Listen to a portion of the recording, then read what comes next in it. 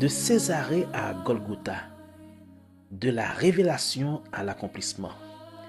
Bienvenue dans ce parcours biblique où nous explorerons les Écritures selon une méthode simple et profonde. Lecture, observation, questionnement et application. Que le texte nous éclaire et que nos cœurs répondent. Salut à tous! Aujourd'hui, nous sommes à notre 6e épisode et nous lirons Matthieu 17, versets 14 à 21. Lisons le passage dans son intégralité, sans interruption, pour laisser le texte parler d'abord par lui-même. Écoutons attentivement. Lorsqu'ils furent arrivés près de la foule, un homme vint se jeter à genoux devant Jésus et dit : « Seigneur, aie pitié de mon fils qui est lunatique et qui souffre cruellement. Il tombe souvent dans le feu et souvent dans l'eau. Je l'ai amené à tes disciples et ils n'ont pas pu le guérir. » Race incrédule et perverse, répondit Jésus. Jusqu'à quand serai-je avec vous? Jusqu'à quand vous supporterai-je? Amenez-le-moi ici. Jésus parla sévèrement au démon qui sortit de lui et l'enfant fut guéri à l'heure même. Alors les disciples s'approchèrent de Jésus et lui dirent en particulier : « Pourquoi n'avons-nous pu chasser ce démon ? » « C'est à cause de votre incrédulité, leur dit Jésus. Je vous le dis en vérité. Si vous aviez de la foi comme un grain de sénévé, vous diriez à cette montagne : transporte-toi d'ici, et elle se transporterait. Rien ne vous serait impossible. Mais cette sorte de démon ne sort que par la prière et par le jeûne. Amen.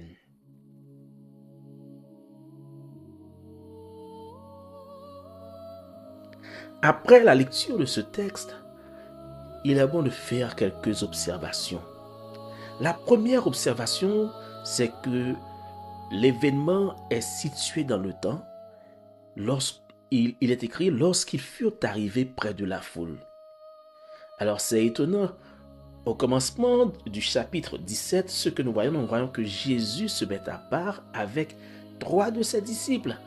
On n'avait pas l'impression qu'il y avait une foule. Alors peut-être que la foule a entendu que Jésus était dans ces endroits, que Jésus était sur cette montagne et elle est venue. Et aussi il y avait les 9 autres disciples qui sont présents. Donc on remarque ici qu'il y a une foule qui attendait Jésus. Et parmi cette foule, il y avait aussi un homme. Et l'homme vient se jeter à genoux devant Jésus. Il lui fait une prière, n'est-ce pas? Et cette prière, c'est pas pour lui-même personnellement ou bien directement, mais c'est de préférence pour son fils qui est lunatique. Son fils est lunatique. C'est quoi lunatique?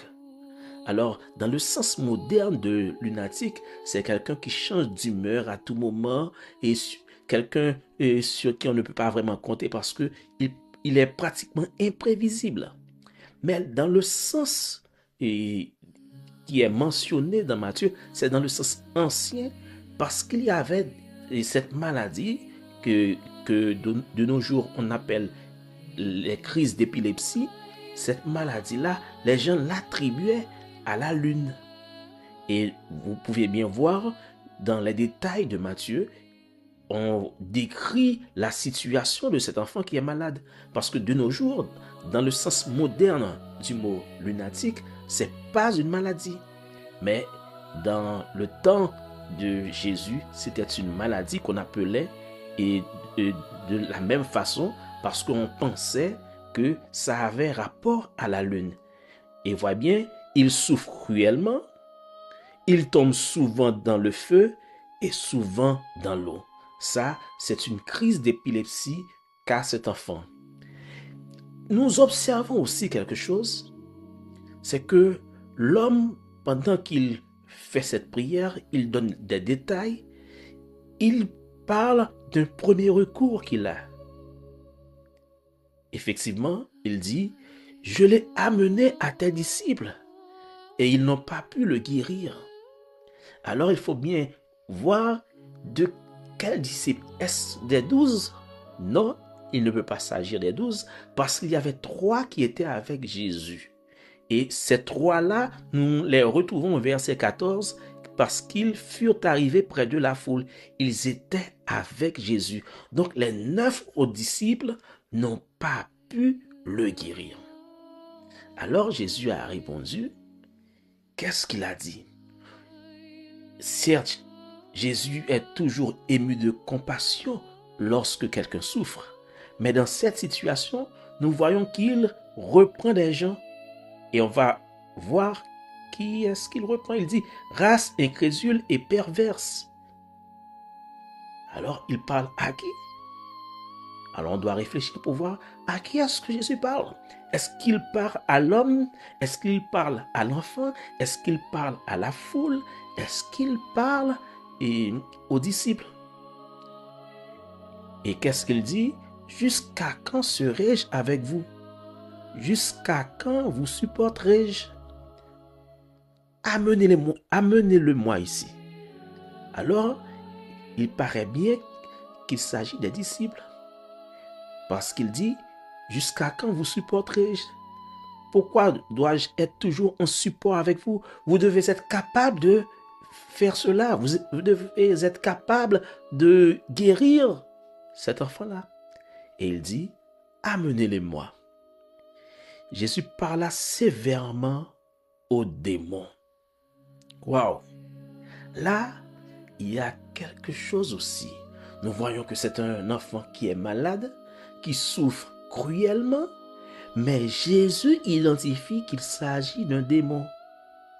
De nos jours, lorsque quelqu'un a des crises d'épilepsie, on ne l'attribue pas au démon, mais Jésus comprend lui-même qu'il s'agit de démons qui se manifestent dans cette forme.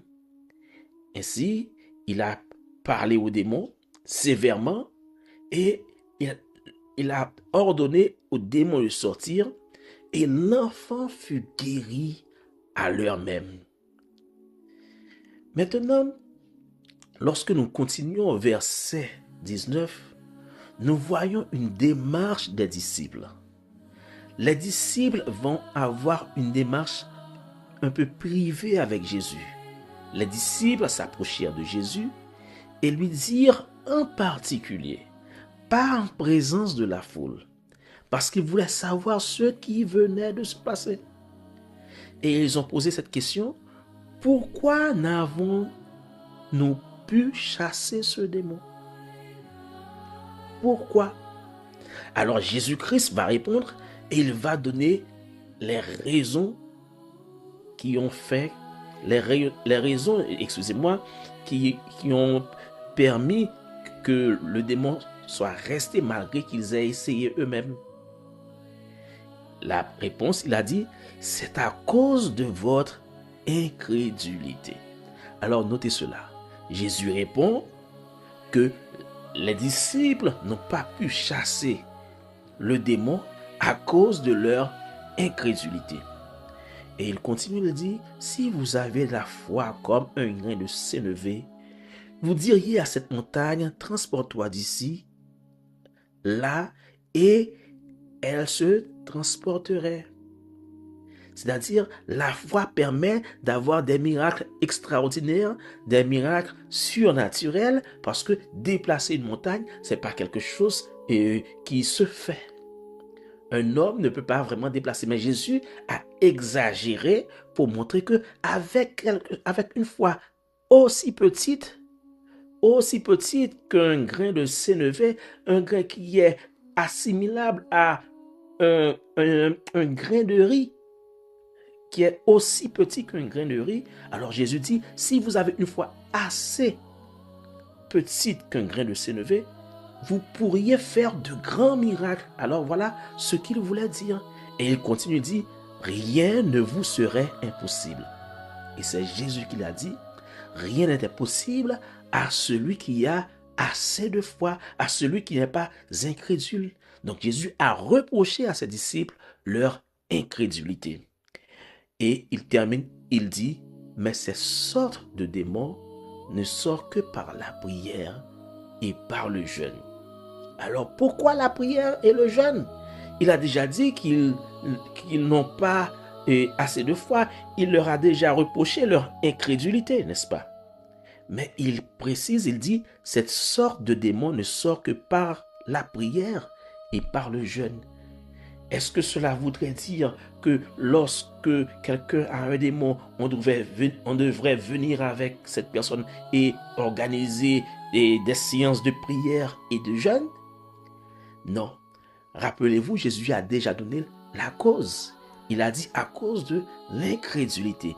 Donc, la prière et le jeûne sont les outils pour augmenter la foi du croyant. Alors Jésus leur reproche parce qu'ils n'ont pas eu assez de foi, ils ont été incrédules, mais cela est surtout dû par leur manque de prière et de jeûne. Donc, c'est pour clarifier pour chaque personne, parce que bien souvent, des gens pensent que ce verset, le verset 21, dit que s'il y a quelqu'un qui a un démon, on doit jeûner avec cette personne. Non, la prière et le jeûne, c'est pour la préparation personnelle du serviteur de Dieu, pour la préparation personnelle du disciple de Jésus-Christ qui va exercer le pouvoir et l'autorité que Dieu lui a donné. Donc, il faut bien comprendre cette partie-là. Jésus ne dit pas qu'il faut venir avec les gens dans les églises et de prier avec eux, de jeûner avec eux jusqu'à ce que les démons sortent. Non. Il dit, vous devez vous préparer par la prière et le jeûne pour avoir assez de foi et ainsi vous pourrez chasser les démons et vous pourrez avoir de grands miracles dans votre ministère. Donc, frères et sœurs, suite à ces questions que nous venons de poser, nous devons nous aussi répondre avec foi. Et c'est vraiment important pour le chrétien d'avoir ces deux disciplines. Jésus a souvent parlé de 3 disciplines: la prière, le jeûne et la libéralité. Ce sont des disciplines que le disciple de Jésus doit exercer, ou bien il doit faire attention pour que ces disciplines fassent partie de sa vie. Et la prière et le jeûne, ce sont 2 outils qui nous permettent d'être en connexion avec Dieu, qui nous permettent de grandir notre foi. Donc, quelle est la dernière fois que vous avez prié? Quelle est la dernière fois que vous avez jeûné? En cette période, pendant que nous avançons vers Golgotha, prenons aussi le temps de prier, de jeûner pour que nous puissions avoir assez de foi. Nous vivons dans un monde où il y a beaucoup de problèmes. Les démons sont toujours là. Ne pensez pas qu'il n'y a pas de démons en ces temps modernes. Il y en a toujours. Et le chrétien, le disciple de Jésus-Christ, peut faire face à ces attaques, peut faire face à ces problèmes. Il peut exercer un ministère de puissance lorsqu'il puise sa force en Dieu, en priant et en jeûnant. Lorsque tu pries, lorsque tu jeûnes, tu te mets en contact avec Dieu. Ta foi augmente et tu peux avoir assez de puissance pour déplacer les montagnes. Donc, frères et sœurs, pensons à nous-mêmes, comment nous pouvons prendre un temps en cette période pour prier davantage, pour mener une vie de prière sincère et pour aussi prendre le temps de jeûner. Ce n'est pas quelque chose d'occasionnel pour le chrétien. Le chrétien doit choisir des moments de jeûne, des moments où il abandonne ses propres désirs et qu'il dise, je vais consacrer mon temps à Dieu. Il faut d'abord se dépouiller, il faut d'abord ne pas faire cas de ses besoins physiologiques et se concentrer sur Dieu. Il faut, je dirais, ne pas donner trop d'importance à la nourriture du corps, mais chercher de préférence la nourriture de l'âme, parce que en nourrissant ton âme, tu auras la foi pour transporter les montagnes. Prions le Seigneur. Éternel notre Dieu, notre roi, merci pour ta parole. Merci parce que tu nous montres la toute-puissance de Jésus et tu nous montres aussi que par la foi, nous pouvons déplacer des montagnes.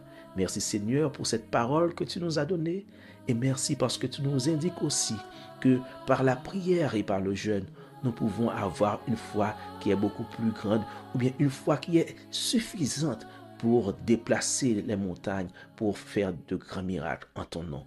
Nous t'en prions Seigneur, nous savons que nous vivons dans des temps difficiles, nous vivons des moments où le diable lui-même, il attaque de toutes parts, Seigneur. Mais toi, tu es là et nous t'en prions Seigneur, raffermis nos cœurs, raffermis notre foi, afin que nous puissions exercer les ministères, les différents ministères que tu as donnés à ton Église, Seigneur, pour qu'il y ait assez de puissance dans nos églises. Nous t'en prions, Père, au nom de Jésus qui vit et qui règne au siècle des siècles. Amen.